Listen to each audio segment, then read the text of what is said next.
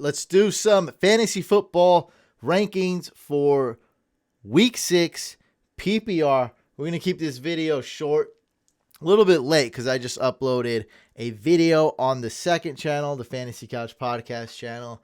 It was a NBA Top Shot pack opening. Still juiced about that video. So if you're into Top Shot or NBA or NFTs, make sure you check out that video on the second channel.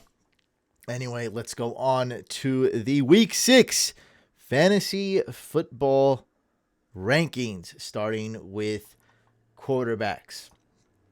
I'm most interested to see what Jalen Hurts is going to do Thursday night against the Buccaneers. Buccaneers have a good defense, except for the pass defense. So I think they'll get a lot of pressure on Hurts. I think, they could Hurts could make a lot of mistakes. They could force him to make a lot of mistakes. And this is going to be the look. Is Jalen Hurts ready to take the next step? Is he a franchise quarterback, or do we have to look somewhere else? I really think that this game is going to prove a lot. Now, I already like him, and I think he's good, and I think there's a really good chance he should be a franchise quarterback. So I'm not saying he sucks or anything like that. Like, if we do see a Deshaun Watson trade, it makes a lot more sense that the Dolphins get him as opposed to the Eagles. I think that really conveys what I'm trying to say. So I like Hurts. I think he's ready, but I also think this is a really good test, if not at least a quiz, to see how good he is. Can he shine in a nationally televised game against the GOAT? How is he going to do? He's not going to be able to just run the ball all day, maybe on a couple plays, but I think they're going to make sure they stop that. I think they're going to focus on that. Hey, you got to throw the ball. You have to be accurate. And that's why I like this test. It's a test to see if he's ready for the big time, if he's ready for the bright lights, and if he's ready as a passer. Still, the man hasn't even played 16 games yet. So, I'm not saying if he does bad, it's over for him or anything. I just think it's a good test, and I'm very interested to see how Jalen Hurts performs. There is not a big difference between the number 1 quarterback on my rankings and the number 12 quarterback on my rankings. Number 12, I got Aaron Rodgers. Number 1, I got Patrick Mahomes, basically tied with Josh Allen. I love all 12 of these quarterbacks. And my number 1 bold prediction this week is going to be Taylor Heinicke, Washington quarterback. Now, I had him ranked super low last week. One comment had something to say about that, did not like it. And now I have him ranked fairly high. I can have Taylor Heinicke even in the top 7 or 5 possibly. Now, I'm not going to do that. I can't be start Heinicke over these elite players, over these stud quarterbacks. I can't really do that. I'm not starting him over Kyler Murray. I'm not even going to start him over Dak, who I think Dak is an elite quarterback in fantasy and in real life. But any quarterback that faces the Chiefs is going to be money. Just on the face value, just anyone looking at it, yeah, the Chiefs allow the most fantasy points to quarterbacks, but the story doesn't stop there. A little bit more advanced analytics, not too advanced, but if you look just a little bit deeper, it's also the game script. It's also the perfect puzzle. It's because the Chiefs' defense is one of the worst and their offense is one of the best. It's always a shootout. It's always 2 gunslingers bringing it, just throwing the ball, scoring a lot of points. These are the type of games where you can see over under be 60 total points easily. And Washington defense has been a huge disappointment this year, and I really don't trust their pass defense. So I love Taylor Heinicke. My bold prediction, 30.1 fantasy points for Taylor Heinicke this week. Again, yeah, I know if you're scoring 30, you need to be ranked in the top 5, but Let's just be realistic here. I'm not starting him over any of those guys that are, top 8. And also, it's all about percentages. It's all about floor, and it's all about your floor and your ceiling. And so none of us ever know what's going to happen, but I can be like, look, Patrick Mahomes always has a high floor. This offense runs through him, and he's elite. Like, we already know that. And so that's what I'm thinking. I think the floor is very high for any quarterback facing the Chiefs. They're bound to have a season high game when you face the Chiefs. After that, it's also wishy-washy too. Not a big difference between number 13 and number 20 or 21, really. I don't see that big of a difference between Teddy Bridgewater nor Trevor Lawrence. Obviously, Trevor Lawrence is going to be forced to throw the ball and make plays, while Teddy Bridgewater and the Broncos will likely run the ball quite a bit. I see Javonte Williams possibly breakout game here, and I've been kind of hoping so, and kind of wishing for that to happen and expecting it to happen. It hasn't happened yet. But the percentage chance that Javonte is going to take over and explode just keeps getting higher and higher for me. Excuse me. I think that this time I have even more confidence that Javonte is going to have that big explosion, that kaboomy moment right here against the Raiders.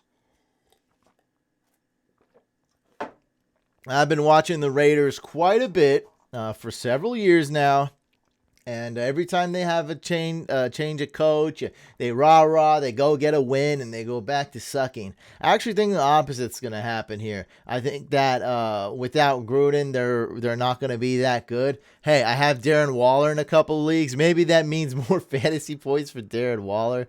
We can only hope. But Javonte Williams, man, I got him at 20. I think that's a very good spot. Now, Christian McCaffrey's trending towards the wrong direction. I don't expect him to play. Now, I'm recording this Thursday, so I might be wrong. Okay, so let's just put him here, and let's assume that Christian McCaffrey's not going to play. All right, so we just put him there temporarily.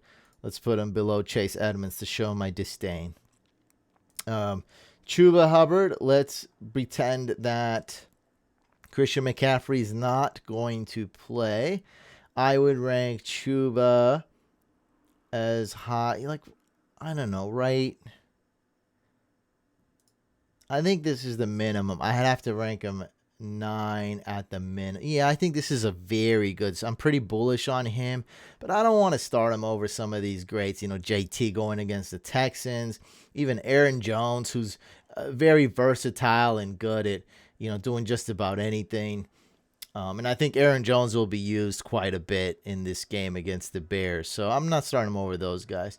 As far as Dalvin Cook, I'm hoping he's going to play, so we'll put him here. I think this is a very fair spot for him, and I'm going to actually leave him here if he does play, and assuming he's fully healthy. Yeah, I'm not ranking him number 1 or number 2. I'm ranking him number 3. I think Austin Eckler has proved me wrong times 1,000,000. He's an absolute stud. I mean, he's not only really good. I mean, he's also absolutely killing it in the passing game. He's killing it up the gut. And he's also extremely fun to watch. Even more fun to watch than I would have imagined. So, I'm definitely becoming an Austin Eckler fan. I think he's going to become one of my favorite players as well. Right? You can't beat him, join him. I mean, what's next? Maybe cop a signed Austin Eckler jersey. Maybe enter one of his giveaways. The dude's awesome. He's fun to watch. And, with Herbert and Eckler, this offense, this franchise is just, it's not the same Chargers I'm used to watching, man. It's not these boring Chargers that just full of woes. They're not, man. They're really exciting to watch, and they're an elite team, and I think it even helps out their defense. Their offense is playing so well. Gosh, there's something else I want to talk about here. I think that was it, though. The C-Mac injury, Dalvin Cook injury. I think those are the main two things I actually wanted to cover. That's really about it, I guess. Yeah, those two. Oh, there we go. Damian Williams on the C19 reserve list.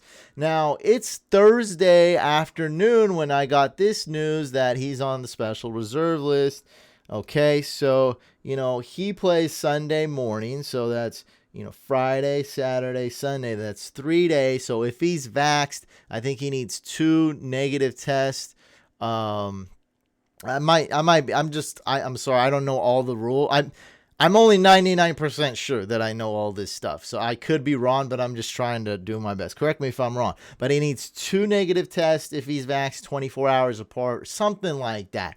Regardless, I didn't check before doing this video, but what it looks like is it's extremely unlikely that Damian Williams is going to play. So it seems like he's not going to play this weekend. Also, it's not 100%. Now, again, correct me if I'm wrong, but it's not 100%. So we're not 100% sure, but it's looking like a very, very high probability that Damian Williams is not going to play. And if he is unvaxxed, then I think that's pretty much 100% chance he's not going to play. I don't see him playing. That's not even within 5 days, right? They play really soon here. Friday, Saturday, Sunday, playing less than 72 hours since his positive test. So let's assume that Damian Williams does not play. Where can we put him to where be like, I don't like you anymore. Yeah, back here with Nyheim Hines. Let's put him right there. We're going to probably exile him off this rankings list. And, let's go ahead and rank Kenny Gainwell up. Look, Vegas doesn't like Gainwell so much, but everyone else on Twitter loves him in a plus matchup, where we saw Myles Gaskin go off in the past game. So we'll move him up right here just a few spots. And then let's go Khalil Herbert. Now, this is very interesting. Somewhat similar situation to Tony Pollard. Tony Pollard's a great pass catcher, though. So the Bears have no more running backs left, right? Montgomery is injured. Tariq Cohen is injured. Cordell Patterson is on the Falcons. So just by default, Khalil Herbert should be getting a lot of snaps. He'll be the workhorse. And the Packers defense sucks. Also, the Bears lean on the run quite a bit. So we're looking at an elite option here. Matter of fact, when the news came out that Damian Williams is on the C19 list, sorry, I don't know if I said he tested positive. I didn't mean to. We don't know if he tested positive yet or not. We just know he's on that reserve list. So Khalil Herbert would move up. Put him ahead of Javonte. Assuming Damian Williams is out.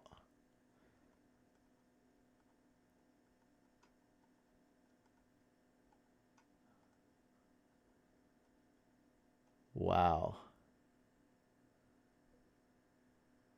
Right around here.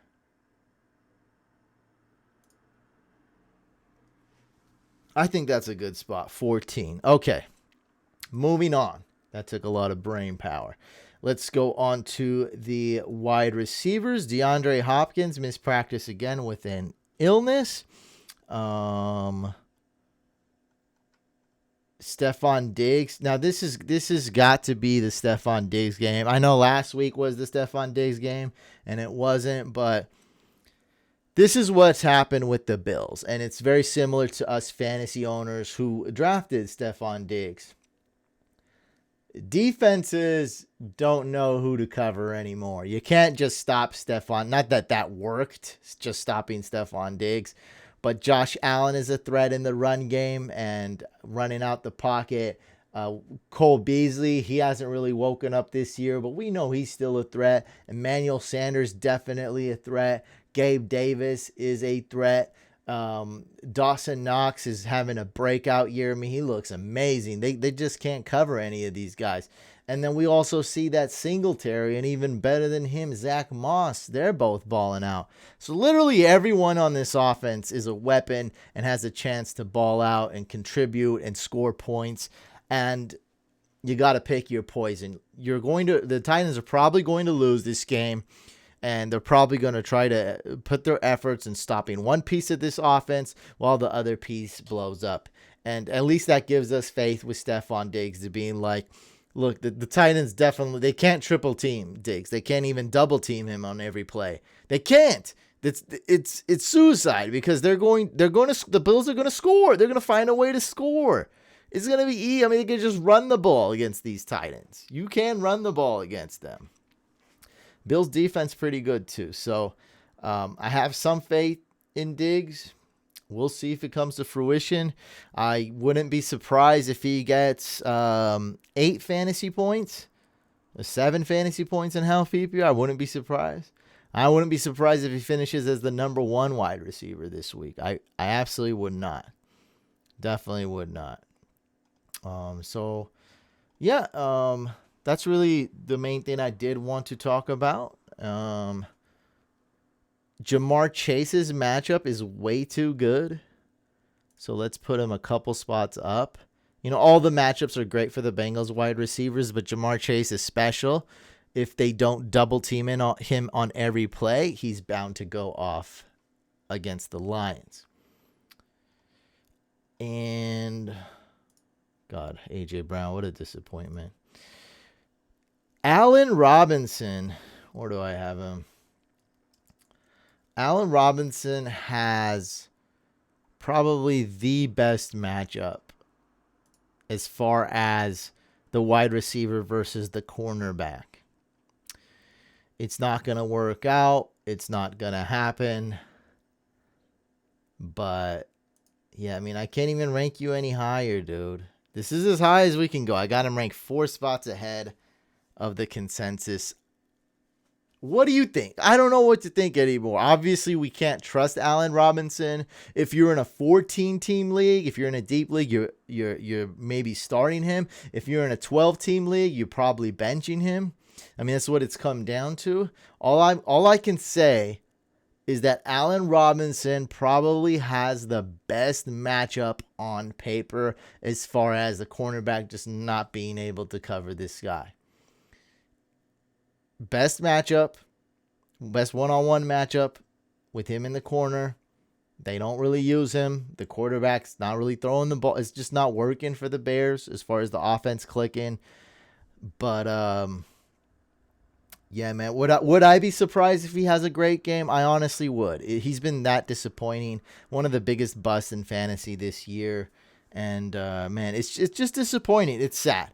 So I'll rank him 28. That means that he's you're starting him in a 3 wide receiver league. You're starting him in flex. You're starting him in PPR. But, yeah, if you're in a 10-team fantasy league and you only need to start 2 wide receivers, that means there's a good chance you're benching him. He just, we lost trust in him.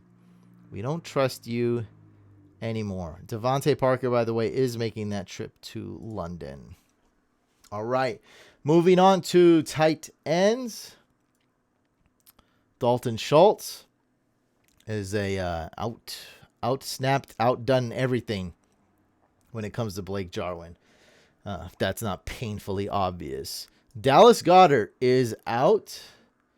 So that means we're going to go with Zach Ertz. And we're going to rank Zach Ertz right here. Okay. And I'm going to put Gesicki here. So one guy I absolutely love this week is Ricky Seals-Jones. He's getting all the snaps and the matchup works out right. We love Taylor Heineke, so naturally we love Ricky Seals-Jones with Logan Thomas out. I just can't bench Knox for him because Knox is just absolutely on fire. Zach Ertz, the only tight end left on the Eagles. I know they're going to have a backup tight end go off all of a sudden this game or something, but hey, we can't predict all these fluky things. But Goddard is out. That's really all I got to say about Zach Ertz analysis. And TJ Hawkinson, we're slowly losing faith in him.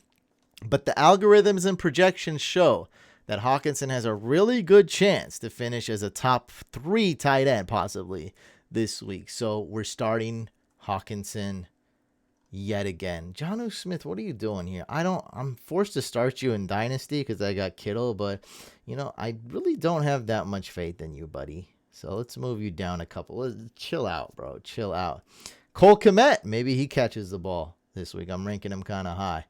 Let's go Cole Kmet. And Evan Ingram. I like him. Let's go. Depending on if Danny Dimes is playing or not. We need Danny Dimes to definitely play. So I might rank him two spots higher if Danny Dimes plays, but we'll see. He's in concussion protocol. Glad to see he's doing better, I believe. For defenses, my number 1 defense is going to be the Colts going against the Texans. Absolutely love the Colts this week. They're just absolutely killing it, man. Let's go with the Colts. Rams, they're really, all these are good. And the Dolphins are the ones that I have ranked way higher than everyone else. I know their defense has sucked and all this, and they've been disappointing, and the team in general has been fairly disappointing, except for that week 1 victory. But the Jaguars are bound to make a lot of mistakes, and we know that that's really what it takes for defenses to go off. We've seen decent defense performances where, the team gets like 1 sack and no turnovers, and the defense only scores like 2 points or 4 points. It's really when the opposing offense makes a bad mistake. And I think this could happen with the rookie quarterback and the Jags being one of the worst teams in the league. We can really see a lot of mistakes. And this is a home game for the Jags, but it's not because it's in London. So really anything can happen. Maybe the Jazz get a win and maybe the Dolphins make a lot of mistakes. But one way to put it, I see a lot of upside with the Dolphins D. Enough for me to play them over a couple other defenses. I love the Steelers D going against Geno Smith. I love the Broncos D going against the Raiders. That's very good. After that, it gets pretty wishy-washy. There's really not a lot. After the Broncos, there's really not a defense that I like. One thing you can do is go add the Cardinals D because they play the Texans week 7. So always look forward to these defenses that have, they're facing the Jaguars or the Texans, a team like that, where they absolutely go off. Remember, we used to stream against the Bengals, especially when Joe Burrow was out. We can't really do that anymore as the Bengals have a decent offense. I actually think Joe Burrow is going to keep improving. I think he'll put up even more fantasy points than he has been. For kickers, I think you gotta, Tyler Bass is a great start every single week. He's matchup proof. I love that. Other than last week's blunder, Justin Tucker, it's not his fault, but Justin Tucker is a every week starter. Excuse me. But one guy you can add who was probably dropped last week is Brandon McManus. Love kickers going against the Raiders. I don't care what the thing says, judging how many fantasy points the Raiders allow this year. That doesn't mean much. It's only been 5 games, right? Raiders always it's always good to get a kicker against the Raiders, especially if you expect the Raiders to lose or the other team to have a commanding lead. Jason Sanders is going to be the underrated kicker here. He's got extremely good accuracy. He's super talented, and this is the right game script where he can be good. As long as this London trip doesn't affect him, Jason Sanders is going to be amazing. And this is what most popular question I've got this week is, do I pick up Evan McPherson? Do I drop Nick Folk? And the answer is yes, I would drop Nick Folk if you have Evan McPherson or better. So if you have Evan McPherson or Matt Gay or Jason Sanders or Ryan Suckup or Brandon McManus, any of those guys, drop Nick Folk and go ahead and add one of these top 8 kickers I have. And just about every single league, there's one of these guys is available. It's usually going to be Evan McPherson or Jason Sanders. Those 2 guys are not rostered in a lot of leagues. Well, there you have it, guys. Make sure you subscribe to this YouTube channel. I read every single comment, so comment below your questions. Also, I post the written rankings on my website, fantasycouch.com. If you want to check out that other video, and we also do fantasy football podcast, check out the second YouTube channel. It's called Fantasy Couch Podcast. Let's go get that W this week, baby. Let's win.